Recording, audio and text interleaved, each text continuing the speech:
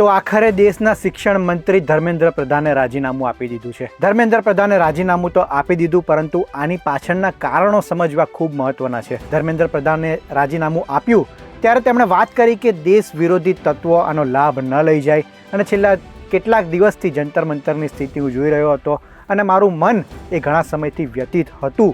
ત્યારે આખરે ધર્મેન્દ્ર પ્રધાને રાજીનામું આપી દીધું છે.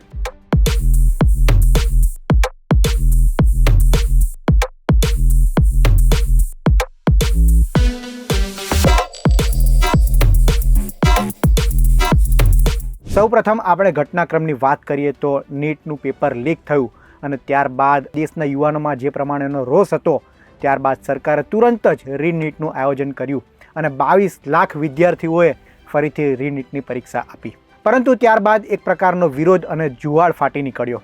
જેનજી વર્ગ ખાસ કરીને રસ્તા પર આવી ગયો. કોકરોચ જનતા પાર્ટીએ આની આગેવાની લીધી, જવાબદારી લીધી અને તેના પ્રમુખ અભિજીત દીપકે એ અમેરિકાથી પરત આવે છે અને ત્યારબાદ જે પ્રમાણેનો ઘટનાક્રમ બન્યો એ આપણને સૌને ખબર જ છે. પરંતુ છેલ્લા 25 થી 30 દિવસનું જે ઘટના બની તે ખાસ જાણવી મહત્ત્વની છે. કારણ કે એક તરફ સોનમ વાંગચુક જે એક સામાજિક કાર્યકર્તા છે અને એક જાણીતો દેશનો ચહેરો છે, તેમણે ઉપવાસ આંદોલનની શરૂઆત કરી. જંતર મંતર પર તેમણે CJPના સમર્થનમાં ઉપવાસ આંદોલનમાં બેઠા. શરૂઆતના 10-15 દિવસની વાત કરીએ તો ખાસું એવું કંઈ એમ જોવા ન મળ્યું કે આખા દેશમાં માહોલ બને. પરંતુ ત્યારબાદ 15 દિવસ બાદ પણ સરકાર તરફથી કોઈ પણ મંત્રાલય કે વાતચીતનું આમંત્રણ આપવામાં આવ્યું નથી તેવું CJP પાર્ટીના પ્રવક્તાનું કહેવું છે.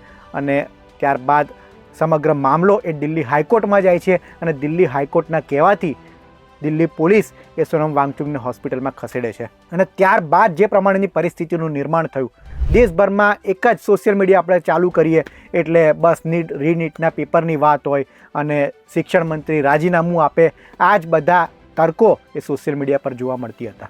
બીજી તરફ સરકાર એમ કહેતી હતી કે અમે આ બાબતને લઈને ખૂબ જ ગંભીર છે, જે પણ જવાબદારો છે તેને સામે કડક કાર્યવાહી થશે. પરંતુ દેશના યુવાનો માટે આ પૂરતું નહોતું. થોડા સમયમાં આની આગ એ સમગ્ર દેશભરમાં પ્રસરી ગઈ અને છેલ્લા અઠવાડિયામાં જે પ્રમાણેનો ઘટનાક્રમ જોવા મળ્યો, અમદાવાદ હોય, મોહાલી હોય કે પછી ઉત્તર પ્રદેશના શહેરો હોય, મહારાષ્ટ્રના શહેરો હોય, કર્ણાટક, રાજસ્થાન, તમામ જગ્યાએ રસ્તાઓ પર યુવાનો આવી પહોંચ્યા.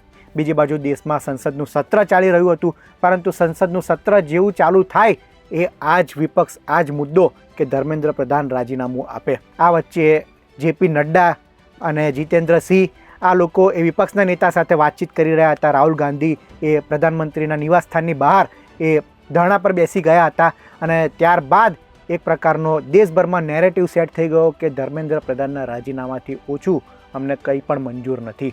બીજી તરફ સરકાર કહી રહી હતી કે અમે ફાસ્ટ ટ્રેક કોર્ટમાં આનો કેસ ચલાવીશું, જે દોષિતો છે તેમની સામે કડક કાર્યવાહી થશે.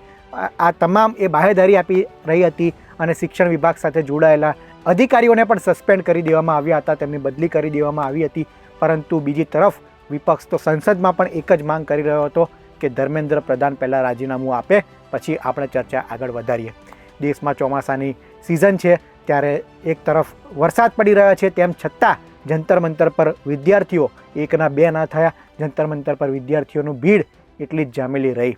પ્રધાનમંત્રી નરેન્દ્ર મોદીએ પણ એક નહીં પરંતુ બે વખત વિડીયો સંદેશ જાહેર કર્યો અને કહ્યું કે વિદ્યાર્થીઓ અને ખાસ કરીને શિક્ષણની વાત હોય, આ બાબતને લઈને અમે ખૂબ જ સંવેદનશીલ છે અને જે પણ કરવું ઘટતું હશે એ તમામ વસ્તુ અમે કરીશું તેવું આશ્વાસન પ્રધાનમંત્રી નરેન્દ્ર મોદીએ પણ આપ્યું. 2 દિવસ પહેલાં પણ તેમણે રાતના 2 વાગ્યે એક વિડીયો મેસેજ જાહેર કર્યો અને ગઈકાલે રાત્રે પણ તેમનો વિડીયો મેસેજ આ પ્રમાણેનો આવ્યો. અને ત્યારે આજે સમાચાર આવ્યા કે ધર્મેન્દ્ર પ્રધાને પોતાની જવાબદારી સ્વીકારીને તેમણે રાજીનામું આપ્યું છે. બીજી તરફ કેટલાક મીડિયા પણ એવા દાવો કરતી હતી કે ધર્મેન્દ્ર પ્રધાન એ રાજીનામું નહીં આપે, તે સિવાયની જે પણ કાર્યવાહી કરવાની હોય, વિપક્ષની જે માંગ હોય, CJPની માંગ જે હોય એ તમામ માંગ એ સ્વીકારી લેવામાં આવશે. પરંતુ ધર્મેન્દ્ર પ્રધાન રાજીનામું નહીં આપે, કારણ કે આ રાજીનામું આપવું એ જવાબદારીથી ભાગવું તેવું કહેવાય છે.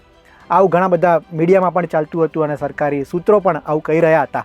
પરંતુ આ તમામ વચ્ચે હવે ધર્મેન્દ્ર પ્રધાને રાજીનામું આપી દીધું છે. તમામ રાજ્યોમાં જો આ આંદોલન એ વેગવંતું બન્યું તો વિપક્ષને તો આમાં ચોક્કસ લાભ થશે. તે સાથે સરકારની પણ એક પ્રકારનું પ્રેશર આવશે કે આટલા બધા લોકો માંગ કરી રહ્યા છે ત્યારે એક વ્યક્તિ માત્ર શું રાજીનામું ના આપી શકે? અને ચર્ચા પણ એ જ હતી કે ધર્મેન્દ્ર પ્રધાન રાજીનામું આપે. ત્યારે સરકારને વધારે નુકસાન થતું જોઈને સરકારે નિર્ણય કર્યો હોય કે ધર્મેન્દ્ર પ્રધાનનું રાજીનામું લઈ લેવું જોઈએ. ધર્મેન્દ્ર પ્રધાને હવે રાજીનામું આપી દીધું છે. ત્યારે હવે બીજી ચર્ચાએ પણ જોડ પક્યું છે કે હવે નવા શિક્ષણ મંત્રી કોણ, અને આ 12 વર્ષમાં પ્રથમ વખત બન્યું છે જ્યારે સરકાર એ કોઈ આંદોલનથી ઝૂકી છે અને આ રીતના જે મંત્રી છે જેમના વિરુદ્ધ આરોપો લાગ્યા છે અને જેમના વિરુદ્ધ કહેવામાં આવ્યું છે કે તમારી જવાબદારી બનતી હતી એટલે તમારે રાજીનામું આપવું જોઈએ, આ 12 વર્ષમાં પ્રથમ ઘટના છે કે કોઈ મંત્રીએ આ રીતના પ્રેશરથી એ રાજીનામું આપ્યું હોય. આગામી સમયમાં હવે શું થાય છે, કારણ કે CJPની જે માંગ હતી, નીટની પેપર લીક થયું ત્યારબાદ જે મરી ગયા છે વિદ્યાર્થીઓ તેમને 1 કરોડ રૂપિયામાં આપવામાં આવે અને રાજીનામાનું માંગ એ તો મુખ્ય માંગણી હતી જ. અને આ ઉપરાંત જે પણ વિદ્યાર્થીઓ આ પ્રોટેસ્ટ દરમિયાન જેમના સામે કેસ થયા છે આ તમામ કેસ એ પરત ખેંચવામાં આવે. જેટલા પણ લોકોની અટકાયત થઈ છે, ધરપકડ થઈ છે કે જેટલી પણ FIR થઈ છે દિલ્હી પોલીસ તરફથી, આ તમામ FIR પણ પરત ખેંચવામાં આવે તેવી માંગ રહી છે. હવે સરકાર આગામી કાર્યવાહી કઈ રીતના કરે છે, શું સરકાર નમતું ઝૂકે છે કે નહીં, કારણ કે આ સૌથી મોટું નમતું ઝૂક્યું તો એ જ કહેવાય કે શિક્ષણ મંત્રીએ રાજીનામું આપી દીધું છે.